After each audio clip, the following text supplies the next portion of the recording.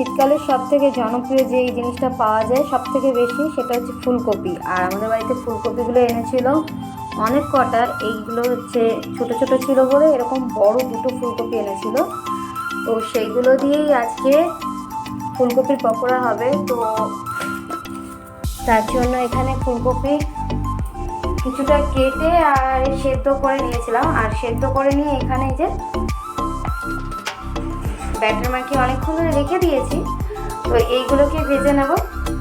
তো যখন ভাজবো তখন দেখাবো। কিছুটা সময় রেখে দিলে না খুব ভালো হয়, সেই জন্য ভাজা এখানে এই যে বসিয়ে দেওয়া হয়েছে।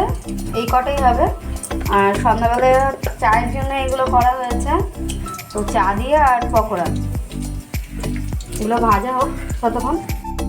পকোড়া তো এখানে ভাজা হয়ে গেছে আর সেগুলো নামানো হচ্ছে।